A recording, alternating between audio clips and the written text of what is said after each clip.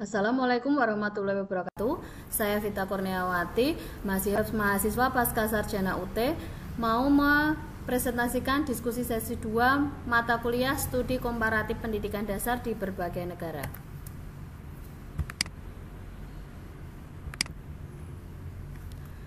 Membicarakan tentang isu sosial multikultural atau keseragaman terutama di Indonesia memang sangat erat kaitannya.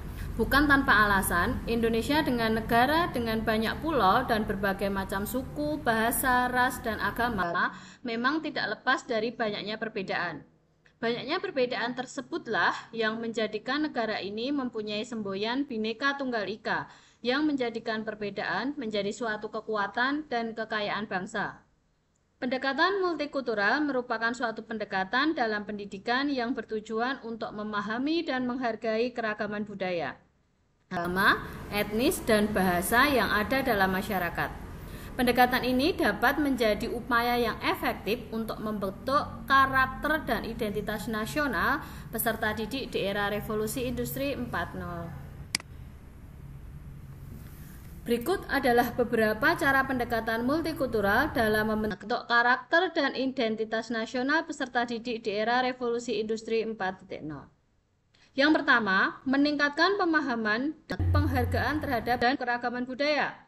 Dengan memperkenalkan berbagai budaya, agama, etnis, dan bahasa yang ada di Indonesia, pendekatan multikultural dapat membantu peserta didik untuk memahami dan menghargai perbedaan yang ada.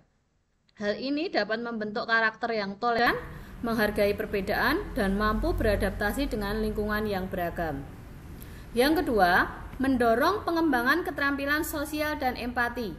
Dalam pendekatan multikultural, peserta didik diajak untuk belajar tentang berbagai perbedaan yang ada dalam masyarakat, sehingga dapat mengembangkan keterampilan sosial dan empati dalam berinteraksi dengan orang yang berbeda-beda.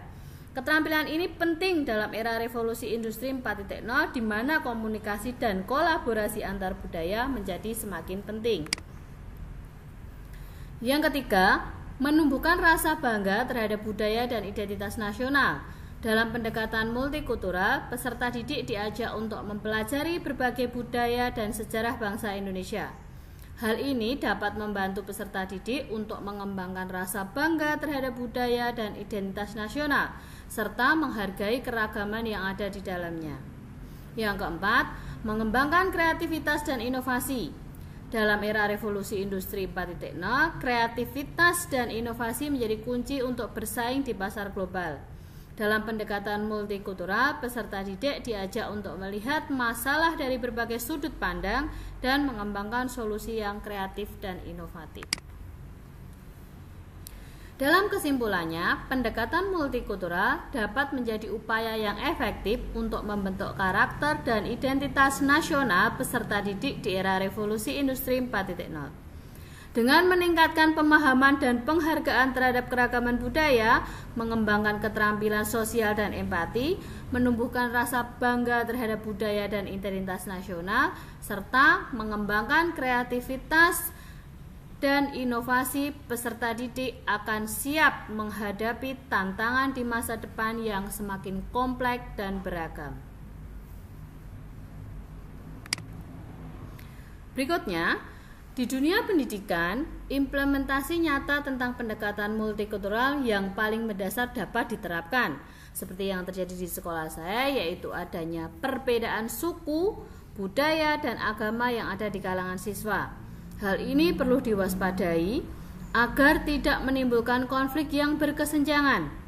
Untuk mengatasi hal tersebut, pihak sekolah perlu memperhatikan dan memahami keragaman sosial yang terjadi, serta mengambil langkah-langkah konkret untuk menanganinya. Dalam hal ini, beberapa langkah yang dapat diambil antara lain: 1. Meningkatkan pemahaman dan sensitivitas terhadap keragaman sosial melalui pendidikan yang merata tanpa memandang suku, budaya, dan agama. Kedua, menyediakan kurikulum yang sesuai dengan kebutuhan dan budaya dari berbagai kelompok siswa. Yang ketiga, menerapkan kebijakan yang adil dan tidak diskriminatif dalam konteks pendidikan bagi semua siswa. Yang keempat, mendorong kerjasama dan dialog antar siswa untuk membangun hubungan yang lebih baik dan mendorong pengertian yang lebih baik antar siswa. Dan yang ketiga yang saya pelajari tentang materi pengayaan sesi 2.3 video dengan judul New Boy, yaitu yang pertama tentang bagaimana seorang anak yang bernama Joseph menghadapi dunia baru di sekolah barunya dengan sikap teman-temannya yang kurang ramah terhadapnya. Yang kedua, Joseph juga mengalami kilas balik kehidupannya di Afrika dulu yang bahagia bersama ayahnya serta berbagai konflik yang dihadapi di negara asalnya. Dan yang ketiga, namun pada akhirnya teman-teman di sekolah bisa beradaptasi dengan Joseph dan mau menerima Joseph sebagai temannya serta mau menerima satu dengan yang lain tanpa memandang latar belakang yang berbeda. Terima kasih, berikut jawaban diskusi dari saya. Wassalamualaikum warahmatullahi wabarakatuh.